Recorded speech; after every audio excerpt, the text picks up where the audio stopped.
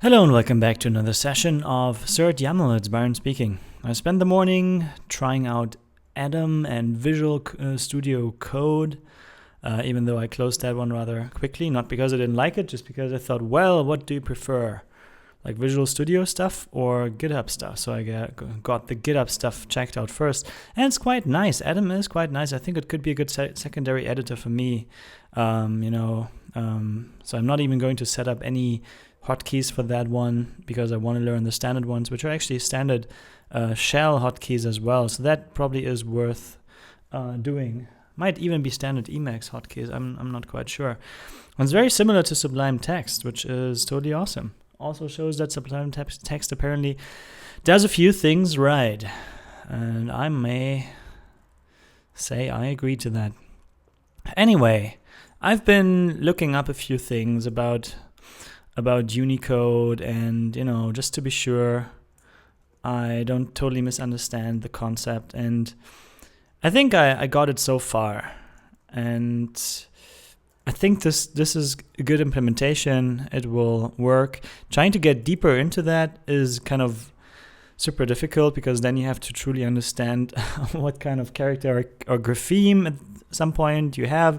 We're just dealing with code points, but you can also have character connection sequences that will be grapheme clusters that will then kind of be what a user would consider a character, even though it's multiple code points and an answer, and you don't want to get into that. No. Leave that to the editors, I'd say. So we just have primary support or basic support for this, but I think we do it correctly. So something I was thinking about is this one here. Where is it? From to vec. Yeah, to vec. Because here we will create a vector into which we write, but guess what? And or to string. And this is from UTF-8. So in the moment we do this, we really have to enforce UTF-8 encoding. So UTF-8 is the default, but here to vec with options, that's something I just realized. I definitely have to override this. So let's set it up. Note the encoding will be forced to UTF-8, as this is the internal format of Rust strings. So there we go. So now all I should have to do is adjust the options. I own them anyway, right? That's a good thing. So I can just fix them up. Format encoding is encoding UTF-8. So that should be all we need.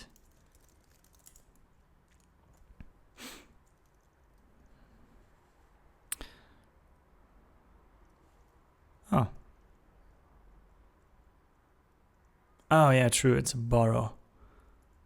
Options, borrow mut. Oh, look at that. Now we need borrow mut all of a sudden. Didn't expect that. Yeah, so that's a good morning fix, I'd say. Borrow and borrow mut. I hope that borrow mut supports borrow automatically. I think it should. I think it does. Otherwise, we could end up with some incompatibility. Ready? Anim encoding. Yeah, sure. My bad. UTF-8. And then we even need a byte order mark, which obviously we do not want. That should be none. No byte order mark. Thank you. Cannot borrow a mutable local variable as mutable. That is interesting. Really? Okay. So I declared mut, I guess. Good. So that works. Let's prepare the commit. Fixer. And yeah, toString. So string will just use toString with options, right? We'll just use toVec. All right, and toVec. We'll just use toWriter, and toWriter will just use toWriter with options, which is the default YAML option with it, which is UTF-8. That's the important thing. So toString with options is the only point where we can kind of mess with the system. And yeah, this is where we have to fix it up accordingly. Good. Oh, no way. What happened?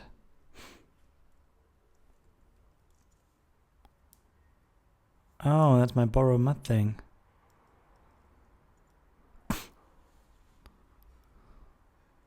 Sir unit 253, basically wherever we use options. Why is borrow mud not implemented? Something, oh, yeah, sure, we have to pass a mud there. That should fix it, huh? Okay, that's kind of annoying in a way. But hey, it's okay. It will change the encoding no matter what. That's just how it is. And we have to live with that now. So let's try it. We look at the line 20.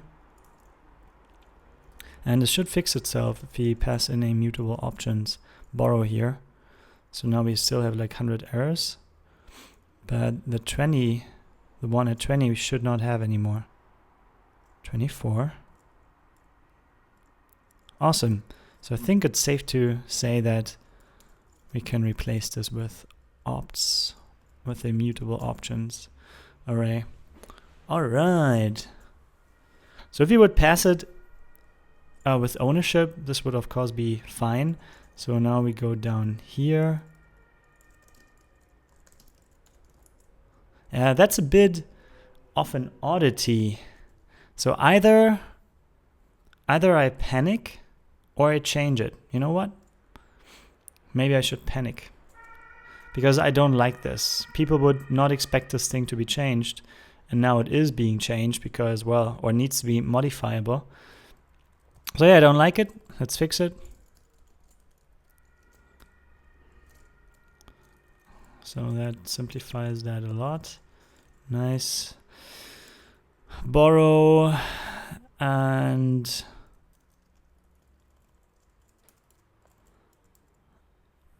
from UTF-8 error. Oh, look at that. We actually have a encoding must be UTF-8 as this as the internal. If it is not the case, you will see a from UTF-8 error. Where's that coming from? Did we import it somewhere? Oh yeah, we did.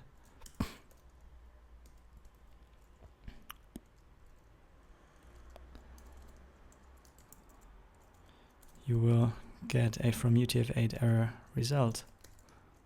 Yeah, I think that is all there is to that. So cool. It's really just, I thought we wouldn't handle this, but actually we do handle this.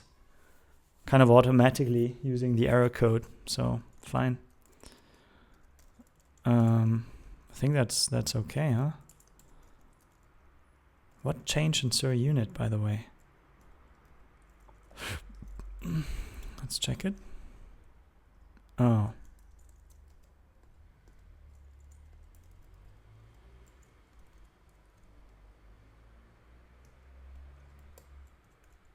I think now we are good. And here,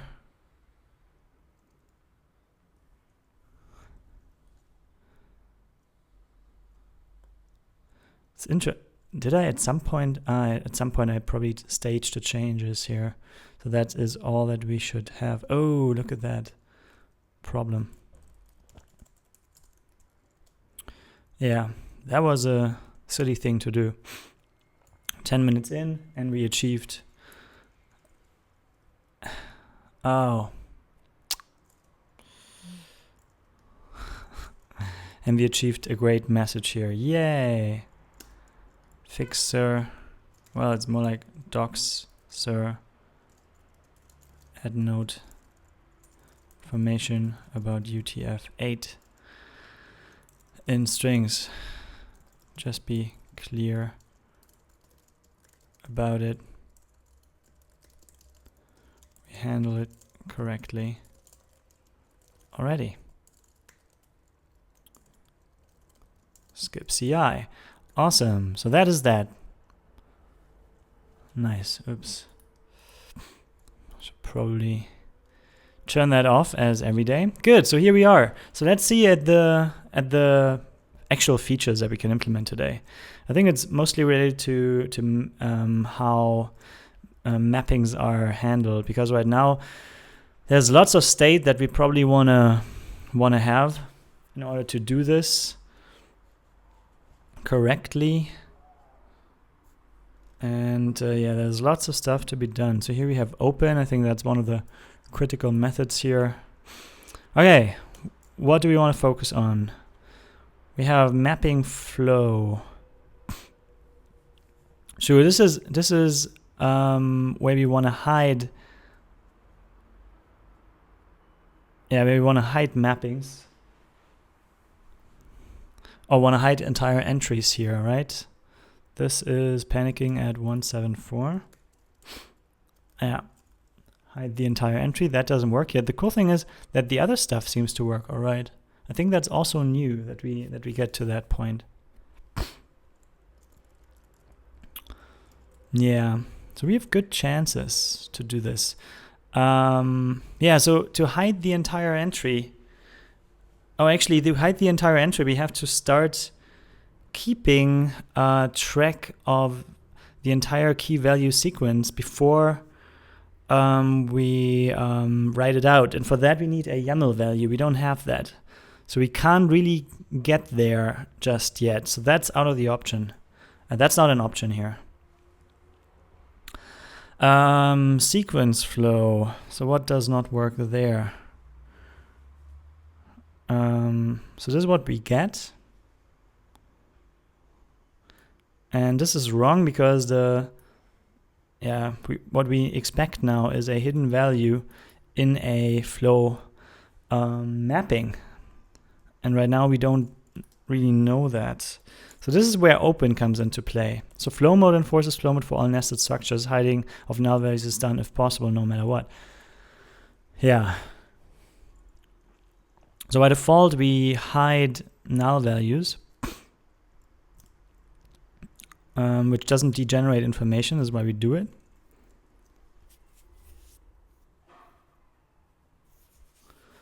And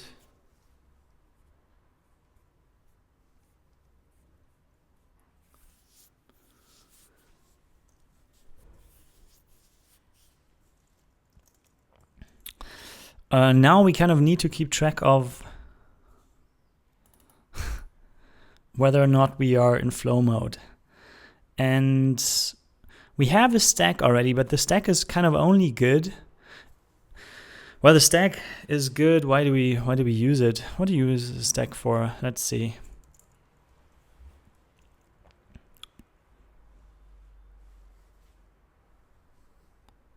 Do we use the stack variable? Here we use last visit unit. That's the null style.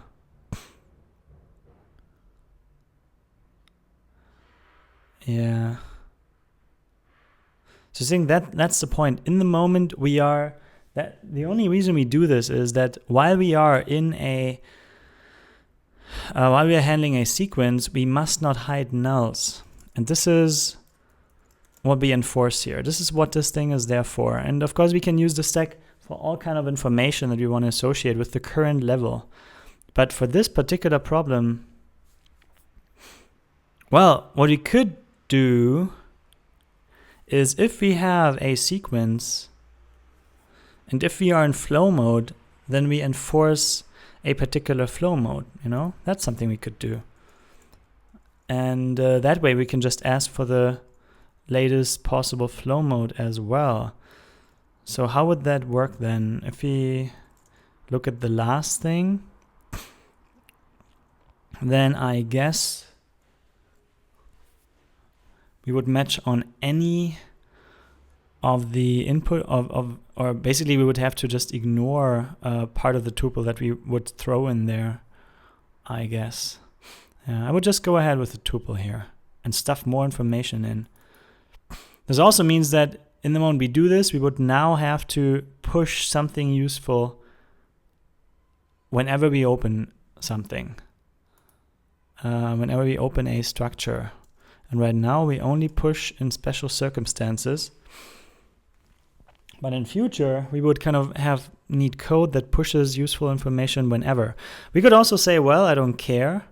We have a separate variable that just says, well, whenever we are in flow mode, we keep, or whenever we open something in flow mode, we keep track of the number of open and close calls. And when this is 0, or if this is 0, we can do what we want, but if it's not 0, we will require flow mode. Something like that we could do. So when we close stuff, we would then also start. We would then also start to analyze the current look of the item. Where is it? Kind. Oh yeah, that's the structure kind we close. Awesome. So we can basically check what kind of style we are in. See, we already do this. Awesome. So here we can keep track of the information as well. So right now the stack is only handled in flow mode. So right now we could use the size of our stack as an indicator to whether or not we need to enforce flow mode here. That's good. Same thing we do with the scalar style. That's actually very good. So how does it work? In the moment we open, yeah, interesting. In the moment we open something and we are in a sequence or mapping which is block, we would want to read the last. Actually, this is something we could do. We could just have another style in here and then we read it from here. Because here we would always enforce a particular mode. I could do that. So it's the same. It's the same as here, right? We use last or then unwrap or, and then we use the actual style that we want. Yeah, that's something we could do. Looks good to me. And I do hope that we don't have to change this around too often, but yeah. And considering that we will always push the same information. No, wait, we would also push it here.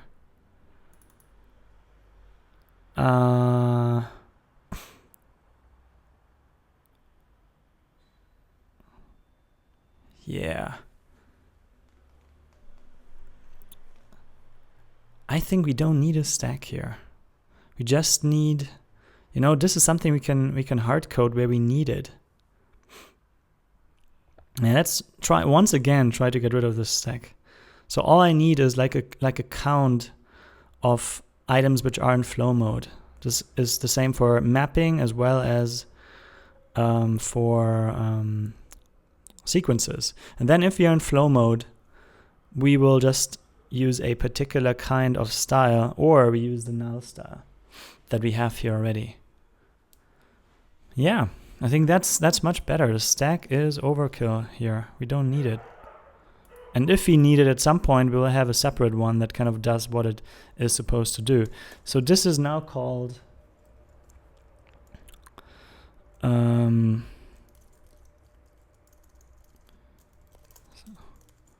open structs in flow mode and flow style. And that's a usize.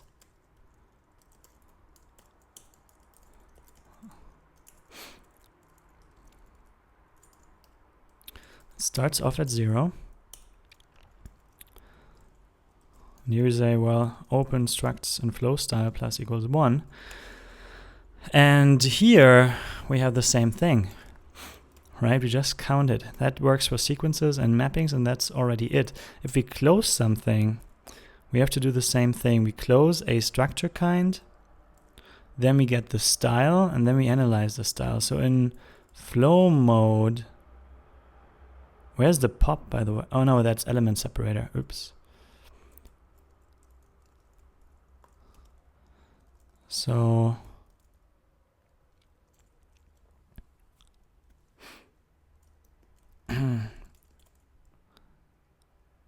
so you would have to edit twice. Yeah, let's edit twice. That's still simple enough. So minus equals 1. And again, I would like to have overflow or underflow checking in this case. And I hope this happens automatically. I think it does in this case. So here we have flow mode for a mapping. All we need to do is to subtract a little bit. All right, so now the only point that we have to change is this one. So if self open structs and flow style greater than 0, then we have this particular style. Otherwise we have null style show, and we want to match on it, right?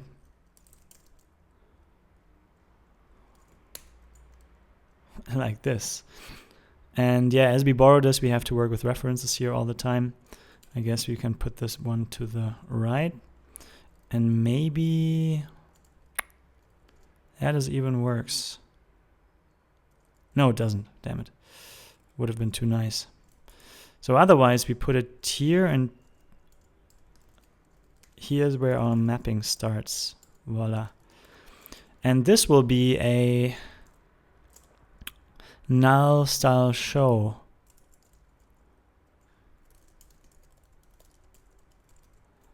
Right? Null scalar style. Null scalar style show. And that's all. We need it here in order to be able to return statically allocated or references with static lifetimes, or with lifetimes that are long enough. Otherwise we would have to declare it here, which we could, but that is kind of, you know, why would we do that? I like the static things here. That's something I learned. I kind of only use constants previously, which are very limited in what they can do. But static variables are better, at least when you work with variants or enums in that case. So that's now supposed to be the null style here. And I hope it kind of gets this, that I don't want to... Oh yeah, it should get this, right? Because that's the return value of the if that we dereference of the condition. So wait, if it's 0 actually, then it's that. If it's greater than 0, then we have a null style show. And this is all we would need, right? Here, and then in the moment we open something,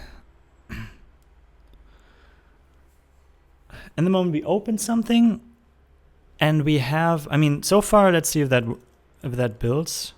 I think it should build, but maybe it doesn't. Self stack. Oh look, we didn't remove the last pop there.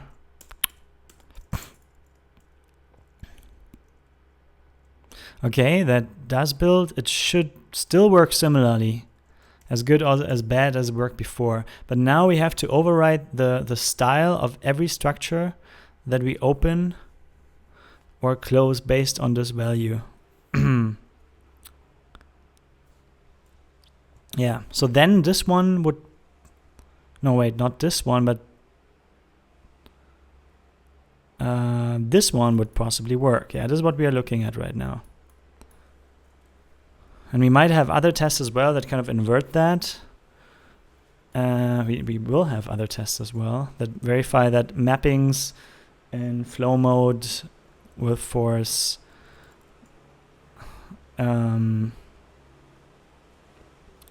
will force embedded lists or vectors, or no, sorry, sequences to flow mode as well. That's what I'm trying to say here. Actual indentation handling, well. So, in the moment we open, yeah, the style is something. Here we get it, here we get a reference to it. I guess we want to have, if you don't have it already, that is, a static that says flow structure style. Static flow structure style is structure style flow. Where's the, where do we have a structure style here? Maybe it's just called style. And structure kind. And structure style. Why did autocompletion fail so ungracefully? Huh, I don't know. I don't know what happened here. Anyway, structure style should be flow, right? That's all we need. So yeah, style is if self open structs and flow style is 0, then the style may be that. Otherwise, it's flow structure style. Oh, and we are an element separator here. Interesting, yeah, but of course here we have to override it as well. We have to override it everywhere. Even though the code, I think, is a bit different everywhere and kind of specialized. Makes sense. Okay, so here I think we do it correctly. Let's just build it. I would have forgotten about that, so I'm quite happy I didn't actually. Like that.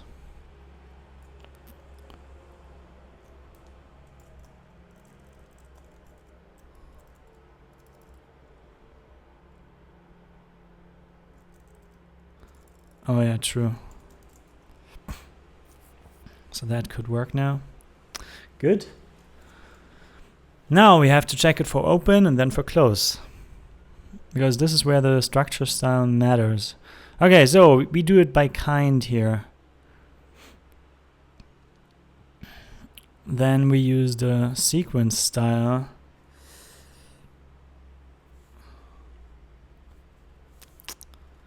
Maybe we want to have a function that says flow style or.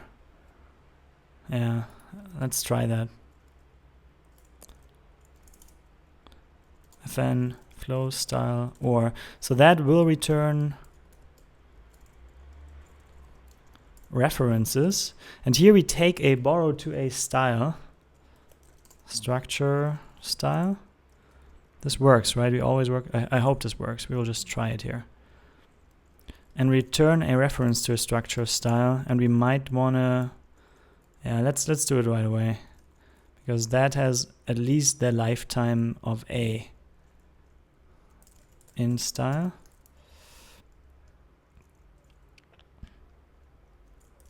Or this style. So flow style or this style returns either a flow style if needed, if we are currently in flow mode, in enforced, or the given structure style. Now I will have to reuse this many times anyway, so here we go with A, and this is basically what we just did here, right? So if this is 0, we will just go with this style. Or we go with flow structure style. That is that. So that's all. So now we can change this here. And that should work already. So self, flow, style, or, and then we just drop in the match in here.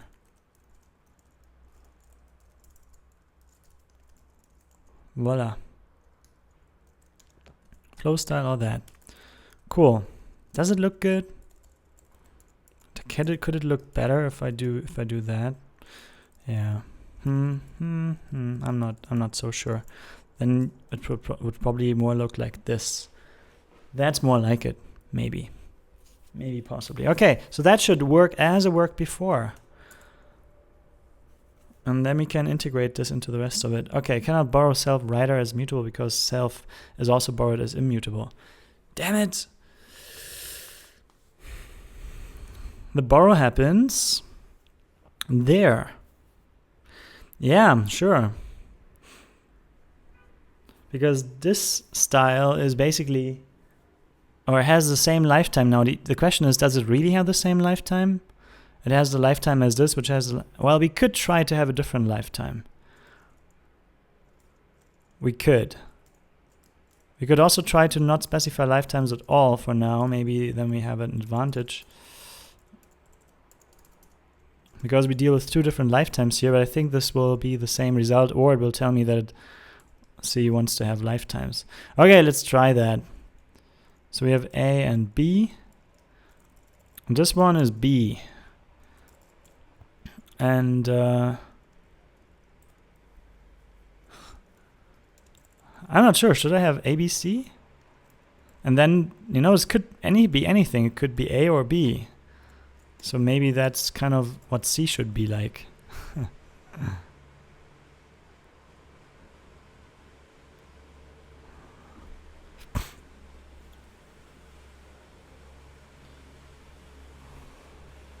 Did I not do this? I did do it, but it can't do it. So anyway, that will not change a thing. Oh wait. 103.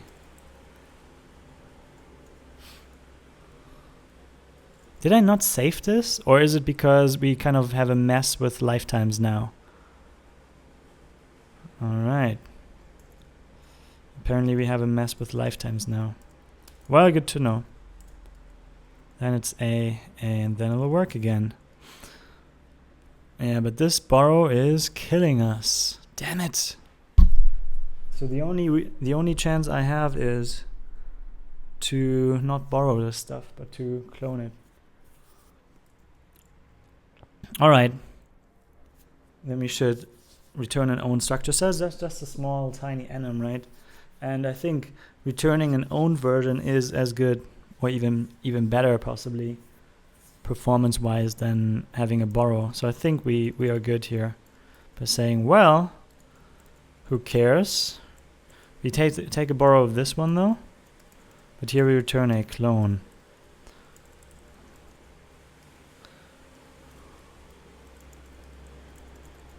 Voila. And considering that we don't even need that thing here, I can just do it like this. Awesome. So let's see if we can build it now. Oh. It assumes it's a borrow, but now it's not anymore. Good, so that works. Now we can integrate this into the respective positions here.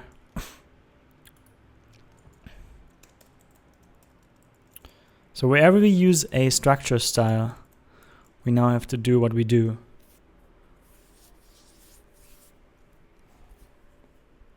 And only if we are natively using flow mode, we will increment this. So we are already doing it. Oh, wait. Well, actually, even if we are not natively using it, we're incrementing this, but the count should still match after all, because we override our style. Should be fine. I see no problem with that. So self, flow, style, or this one. Look at that. That already works beautifully. Yeah, I think that's all I have to do. Nice. Let's add it to the other one right away. Voila. Oh yeah, and I should, of course, take a borrow of that. And that is that. Should build. And I thought about encode ASCII as well. I think I will refactor this and just throw it away, because it's not worth the extra effort, I think. Good. So now we have to do the same thing with close. Or where do we match on the style? Let's check it. On close. On visit sequence element. Oh damn. So here we need the same thing. Careful. There's an open, we have it already. So now it's a bit, now it's a bit more difficult here. Now we have to be very careful. But on the other hand, I think we should be fine. Yeah, it should be fine. So element separator, and here we go with close, right? Flow style or, voila.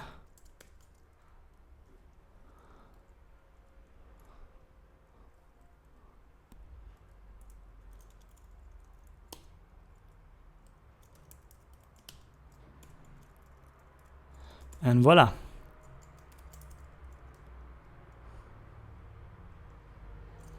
Let's see how far we get.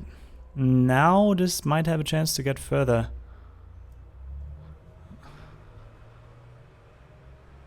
Oh look, cool. So sequence flow, now it uses flow mode accordingly. Very, very nice.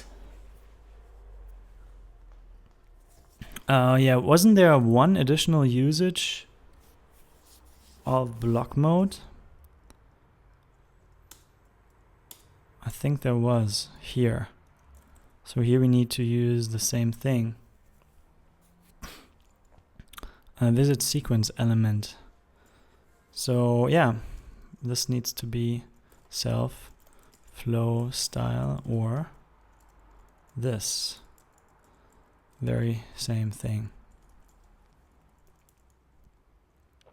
And of course the line break kills us, but maybe we can break it along the points, as is quite common. Like that maybe. And that looks rather good. Cool. And we should check for these particular cases. Unfortunately right now we don't have the structures really to try that, and I guess this is why it's a bit more difficult for us to have this kind of specialized test. We can't just build arbitrary structures right now.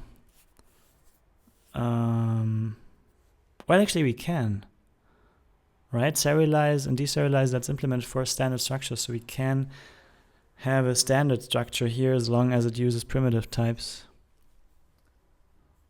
Like nested mappings and stuff.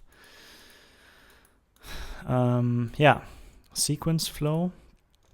I think mapping flow is also something where we want to add this kind of testing. Yeah. So it doesn't ignore null values for some reason. Why? I think I have, no wait. I think I have, and I think I know why. Because now it indeed doesn't know anymore what the current structure is. So now we need a stack again, damn it, for the current structure that we are building. And we can't just use a variable here, because when we push on a new structure, then we need to pop it later. We can't forget the previous structure that we used, and otherwise we would forget that. So yeah, I think we should commit this and say, well, it's more like it's a bit like a refactor. Yeah, refactor. Let's call it refactor, even though it's also kind of fixing a test. Remove special stack. Replace special stack with simple count with counter. A stack was previously used for no good reason, even though a counter would have done fine.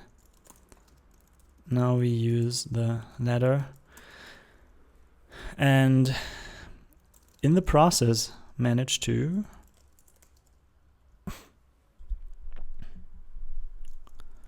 properly enforce flow mode inheritance along structures. Like that. Cool. And that's 40 minutes. That's a good time for closing this session and start a new one. Thanks for watching and have a great day.